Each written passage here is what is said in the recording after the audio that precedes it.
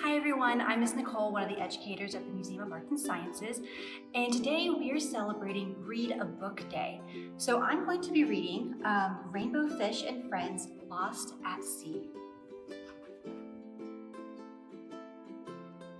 Rainbow Fish and his friends couldn't keep still.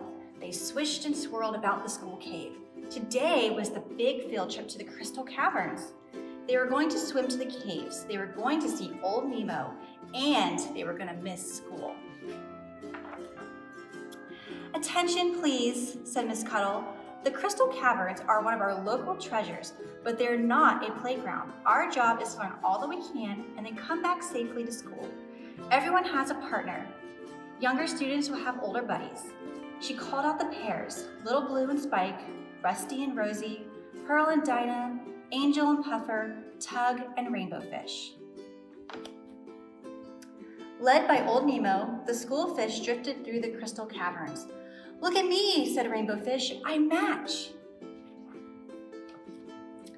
Trying to stick close to his buddy, Tug bumped against the rock crystal. It moved. It was loose. "Take it," whispered Spike to Rainbow Fish. "Dare you? Double dare you," Little Blue added. "I'd give anything for one," Rainbow Fish admitted, "but I don't know." "Diamonds," thundered Old Nemo. "Follow me and we'll see what is called a diamond in the rough."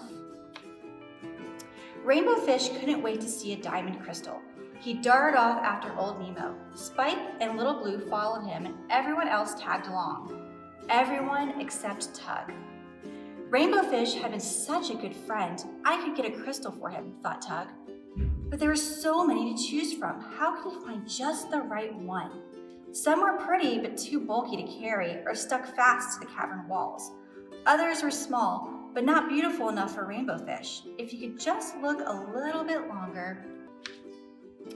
"Let's tell Old Nemo what we learned," said Miss Cuttle at the end of the trip. "Who remembers what the word crystal means?" Dinah piped up, clear as ice. "I saw crystals as big as icebergs," bragged Puffer. Angel said the precious gems were simply gorgeous. Everyone had something to say. Everyone except Tug. "Tug," said Miss Cuttle, "what did you like best?" "Tug? Tug?"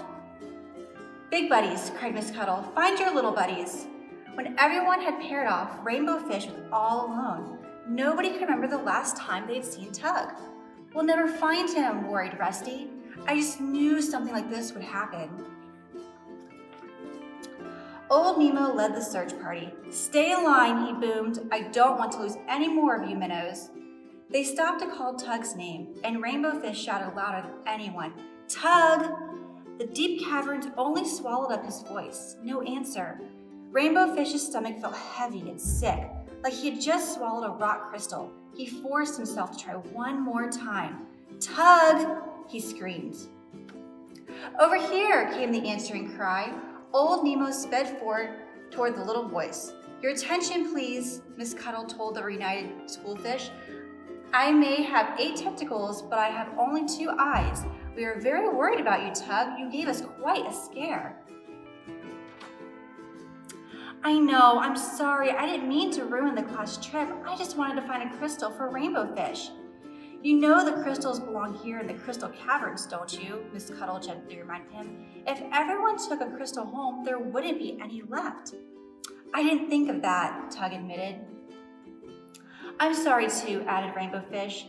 "Tug may have been the one who got lost, but I was the one who lost him. I wasn't much of a buddy."